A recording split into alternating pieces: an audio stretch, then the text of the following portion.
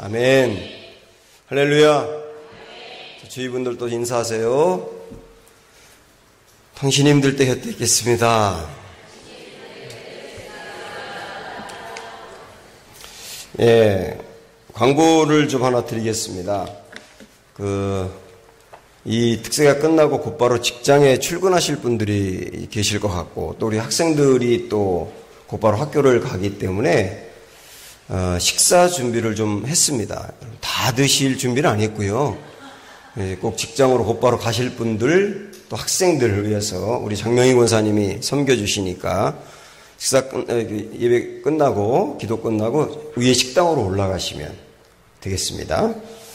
그리고 안수를 할 때 이 위에까지 올라오셔도 되거든요. 그러니까 올라오시고 고개를 너무 푹 숙이니까 제가 이분이 누군지 모르겠다. 그래서 밑에서 이렇게 쳐다보고 그래야 되는데, 이전 교회에 있을 때 제가 한 번은 제 마음으로 어떤 권사님이구나 하고 그 권사님의 이름을 부르며 기도했는데 끝나고 났더니 그분이 아니더라고요.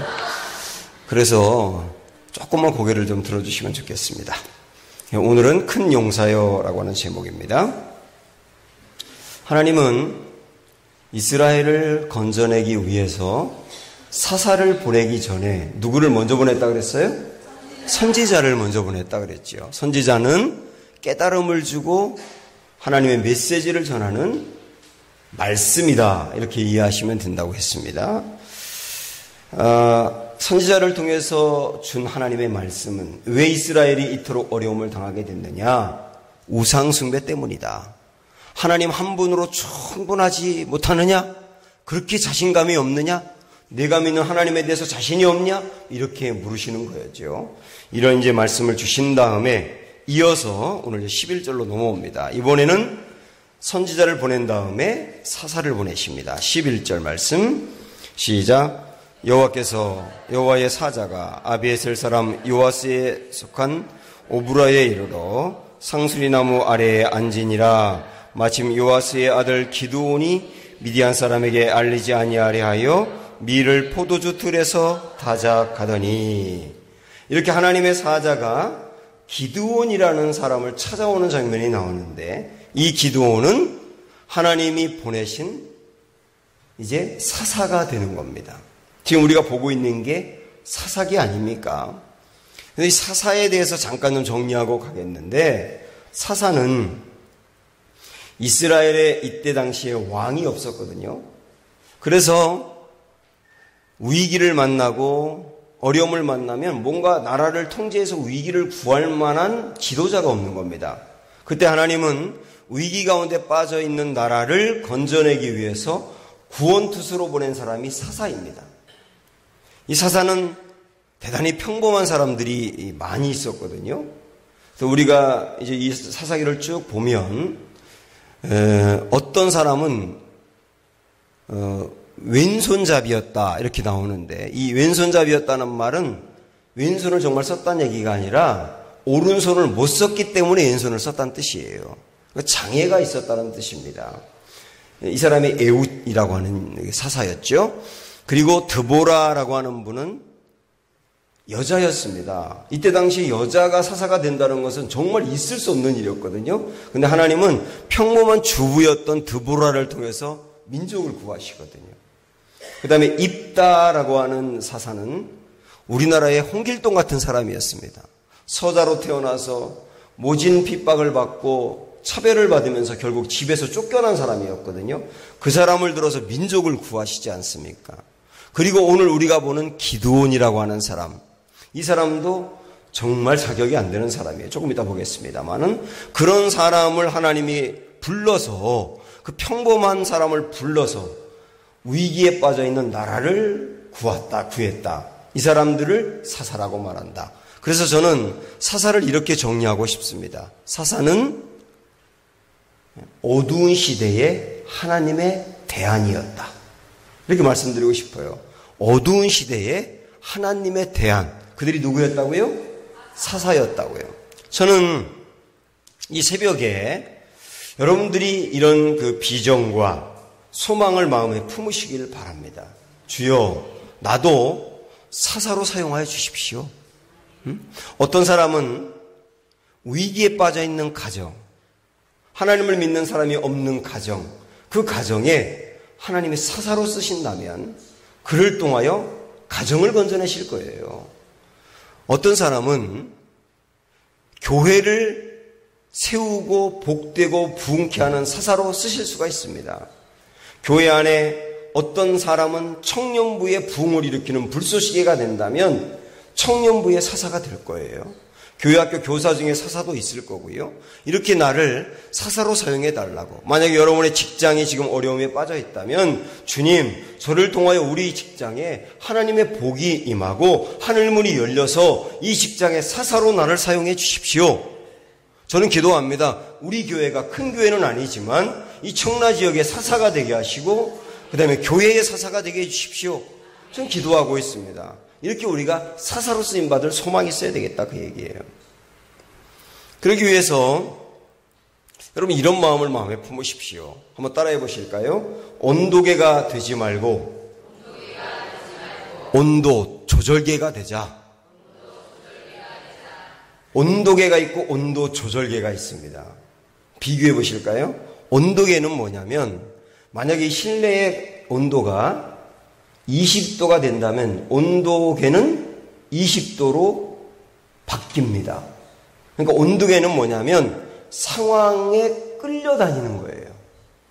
근데 온도 조절계는 뭐냐면 여기 온도가 20도면 이거를 25도로 올려야 되겠다 하면 온도 조절계가 25도로 올리면 이 공기가 25도로 바뀌는 거예요. 그러니까 이 온도 조절계는 뭐냐면 상황을 변화시키고 끌고 가는 거예요. 저는 많은 성도들이 온도계 인생이 되는 것이 마음 아파요. 세상의 흐름에, 세상의 문화에, 주변의 여건에 그냥 끌려다니는 거예요. 주변의 여건이 침체되어 있으면 나도 덩달아 침체되어 있고, 주변의 여건이 열정이 식어버리면 나도 식어버리고, 그건 온도계 인생인데, 여러분 사사는 누구냐면 어두운 곳에 빛을 비추는 사람이거든요. 그러니까 온도 조절계 같은 사람이라 그 말입니다. 저는 여러분들이 직장에, 가정에, 교회에, 이 사회에 온도 조절계 같은 분들이 되시기를 주님의 이름으로 축원합니다. 자, 하나님이 보낸 이 사사 기드온에 대해서 우리가 좀 보겠는데요. 그러면 나라가 위기에 빠져 있어요. 미디안과 세 나라의 연합군의 나라를 빼앗겼어요. 농사를 짓기만 하면 빼앗겨요. 사람들은 동굴 속에 살고 있어요. 처절해요. 그러면 이 정도의 위기에 빠져 있는 나라를 건져내려면 하나님이 보내신 사사는 능력이 있고 똑똑하고 리더십이 있고 경험도 많아야 되지 않을까라고 생각하는데 기드온을 보니까 전혀 그렇지 않습니다. 몇 가지 제가 정리를 해봤는데 기드온은 어떤 사람일까? 한마디로 말하면 지도자와 사사가 되기에는 한없이 부족한 사람입니다. 성격을 보니까 소심하기 이를 데 없어요. 오늘 말씀 11절에 보면은 맨 끝에 그렇게 얘기하고 있죠. 미디안 사람에게 알리지 아니하리하여 밀을 포도주 틀에서 타작하더니 밀 타작하는 것에서 하지 않고 포도주 틀에서 했다는 것은 몰래 숨어서 했다는 것인데 이것을 봐도 그가 두려움이 많은 사람이었다는 것을 알 수가 있습니다. 그리고 하나님이 기드온에게 내가 너를 이 민족을 건져낼 사사로 쓰리라 라고 말씀하니까 15절에서 뭐라고 하는지 보실까요? 15절 그러나 기드온이 그에게 대답하되 오 주여 내가 무엇으로 이스라엘을 구원하리까 보소서 나의 집은 므낫세 중에 극히 약하고 나는 내 아버지 집에서 가장 작은 자니이다 하니 열등감이 많은 사람이었다는 거예요. 우리 집은요 이 나라에서 약한 집이고요 또 저의 집은 우리 민족 중에서 우리 지파 중에서도 또 지극히 약하고요 저는요 도저히 이런 일을 감당할 만한 사람이 안 돼요. 물론 겸손이라고 할 수도 있지만 열등감이 배어있는 말씀이에요. 그 다음에는 나중에 우리가 보겠습니다마는 하나님이 기드온을 불러서 기드온아 이 민족 가운데 있는 이방 신상 우상들을 부숴버려라 그러니까 담대하게 낮에 부수지 않고 사람들이 다 잘 때 밤에 몰래 가서 부수고 오거든요. 그걸 봐도 이 사람이 절대로 자신감이 넘치는 사람이거나 어떤 열정적인 사람이거나 그런 사람이 아니고 소심한 사람이었다는 것을 알 수 있습니다. 그러면 성격만 그랬느냐? 이 사람의 믿음을 보면요, 하나님이 기드온을 불러서 내가 너와 함께 하겠다 이렇게 말하니까 기드온이 하는 말을 들어보세요. 13절 시작. 기드온이 그에게 대답하되 오 나의 주여 여호와께서 우리와 함께 계시면 어찌하여 이 모든 일이 우리에게 일어났나이까? 또 우리 조상들이 일찍이 우리에게 이르기를 여호와께서 우리를 애굽에서 올라오게 하신 것이 아니냐 한 그 모든 이적이 어디 있나이까?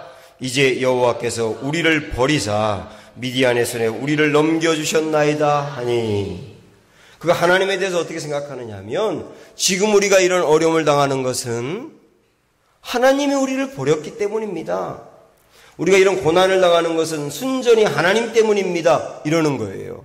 그러니까 하나님에 대한 원망, 불평, 자기들의 죄 때문에 이런 어려움이 왔는데 자기들의 죄는 생각하지 않고 하나님 탓으로 돌리고 하나님이 버렸다고 생각하는 것, 이 믿음 보면 상당히 초보적인 믿음입니다. 그리고 17절을 보면은 17절 보세요. 기드온이 그에게 대답하되 만일 내가 주께 은혜를 얻어 싸우면 나와 말씀하신 이가 주 되시는 표징을 내게 보여달라고. 그 말은 뭡니까? 나 하나님의 말씀만으로 믿지 못하겠어요. 하나님이 나를 쓰시겠다는 표징을 보여주어야 믿겠어요. 뭔가 증거가 있어야, 기적이 있어야 믿겠어요. 그런 얘기 아닙니까? 구할 수는 있지만 기적을 보아야만 믿는 믿음도 연약한 믿음입니다, 사실은. 그러니까 이걸 보면은 기드온은 믿음도 좋은 사람이 아니었다는 거예요. 믿음으로도 쓰임 받을 만한 사람이 아니었다는 겁니다. 그런데 그런 기드온을 불러서 하나님은 사사로 맡기십니다. 참 이 부분이 우리의 가슴을 뜨겁게 합니다. 하나님은 뭔가 꼭 준비가 돼 있고 능력이 많은 사람을 부르는 게 아니구나. 연약하고 부족한데 불러서 능력을 채워서 쓰시는 거구나. 이걸 보면은 나 같은 사람도 하나님이 불러서 쓰시겠구나라는 소망이 생기지 않습니까? 그러나 하나님이 자격이 안 되는 사람을 부르시면 그냥 쓰시는 것은 아니고 다듬고 깎아서 쓰시는구나. 그걸 보면 나도 지금은 쓰임받기에 한없이 부족하지만 하나님이 나를 다듬고 다듬어서 쓰시겠구나. 그러면 다듬어지는 과정도 견딜 수가 있는 거예요. 그리고 또 하나는 하나님은 결국 부르셨다면 쓰고야 마는구나. 기도원을 썼지 않습니까? 그러면 나도 부르셨다면 끝내 하나님은 쓰시고야 말겠구나. 이런 소망도 생기는 거 아닙니까? 이런 여러 가지 많은 소망을 품게 하는 게 기도원을 부르신 과정이거든요. 주님은 사실 성경에 보면 이렇게 부족하고 흠이 많은 사람을 불러서 쓰시는데 장기가 있는 분이세요. 믿음도 없었고, 그리고 강박관념에 아내를 빼앗길지 모른다라고 하는, 아내 때문에 자기가 죽을지 모른다라고 하는 두려움에 빠져가지고 정말 남자 같지 못한 모습을 보였던 아브라함. 근데 그를 끝내는 하나님이 불러서 믿음의 용사가 되게 하지 않습니까? 그리고 인간적이고 욕심이 많고, 그리고 자기중심적이었던 야곱을 불러내서 끝내는 다듬고 다듬어서 하나님의 영광스러운 일을 위해서 쓰지 않습니까? 사람을 죽이고 그 다음에 몰래 도망가 있던 모세도 불러서 이스라엘 민족의 지도자가 되게 하지 않습니까? 다윗 같은 사람은 아버지가 뭐라고 말했냐면 하카톤, 그렇게 자기 아들을 평가했어요. 하카톤이라는 말은 쓸모없는 녀석이라는 뜻이에요. 아버지가 자기 아들을 쓸모없는 녀석이라고 말했다니까요. 근데 그 다윗을 불러내서 가장 위대한 왕으로 삼지 않습니까? 이게 하나님의 장기요, 하나님의 특기다. 그렇다면 우리는 안 되겠느냐? 우리도 쓰시지 않겠느냐? 이런 소망을 품으시는 새벽이 되시기를 축복합니다. 우리 주님은 이렇게 자격이 안 되지만 기드온을 불러서 찾아온 다음에 이렇게 놀라운 말씀을 하십니다. 12절 보실까요? 자, 시작. 여호와의 사자가 기드온에게 나타나 이르되 큰 용사여 여호와께서 너와 함께 계시도다. 제가 성경에서 제일 좋아하는 구절 중에 하나예요. 큰 용사요. 큰 용사요. 절대로 큰 용사가 아니거든요. 그런데 하나님이 이 기도원에게 큰 용사요 그럽니다. 굉장히 못생긴 사람에게 와, 너 미남이다 그러면 칭찬하는 거예요? 놀리는 거예요? 근데 지금 전혀 큰 용사가 아닌 사람에게 큰 용사요 그러신단 말이죠. 이 말은 너는 지금은 용사가 아니지만 내가 너를 봐라. 큰 용사로 만들어 주리라. 끝내 너를 큰 용사로 세우리라. 하나님은 하나님의 강력한 의지가 표명되어 있는 부르심이거든요. 이 의지는 우리에게도 똑같이 나타나는 겁니다. 지금은 아니야. 내가 알아. 지금은 아닌 거 알아. 그러나 앞으로 봐라. 이렇게 만들고야 말리라라고 하는 거예요. 우리 주님이 베드로를 찾아갔을 때도 평범한 시몬에게 너는 장차 베드로가 되리라. 반석이 되리라. 지금은 짱돌 같은 사람이지만 앞으로 봐라. 너는 반석으로 만들리라. 그리고 그를 만들어 가잖아요. 그리고 평범했던 어부인 이 베드로에게 내가 봐라. 장차 사람 낚는 어부가 되리라. 그렇게 만들잖아요. 그리고 평범했던 제자인 이 베드로에게 우리 주님은 내가 앞으로 내 이름 위에 교회를 세우리라. 교회를 세우리라. 끝내 그렇게 하지 않습니까? 우리 주님은 평범했던 시몬을 찾아가서 그렇게 만들겠다고 하는 이름으로 베드로야 라고 말씀했는데 그렇게 부르고 나면 하시지 않습니까? 미켈란젤로가 이 만든 조각품들을 보면 조각품인데도 불구하고 살아있는 것 같은 역동성이 있다고 합니다. 그래서 어떤 사람이 미켈란젤로에게 선생님, 어떻게 선생님의 작품은 정말 살아있는 것 같은 힘이 있나요? 라고 물어보니까 미켈란젤로가 이렇게 말했다는 거예요. 나는 한 돌을 보고 계속 보면서 내가 만들려고 하는 최종적인 작품을 미리 본다. 나는 이 돌을 갖고 이런 작품을 만들겠다고 미리 본다는 거예요. 그리고 그 다음에는 내가 봤던 그 작품이 나올 때까지 다듬고 깎아서 결국 그 작품을 만들어낸다. 저는 하나님의 손길이 이와 같다고 생각을 합니다.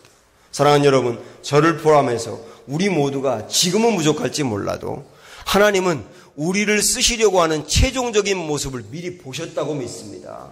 그리고 그 모습이 나올 때까지 다듬으실 겁니다. 깎으실 겁니다. 용기 주실 것입니다. 믿음 주실 것입니다. 그리고 끝내 그 작품으로 쓰신다고 저는 확신합니다.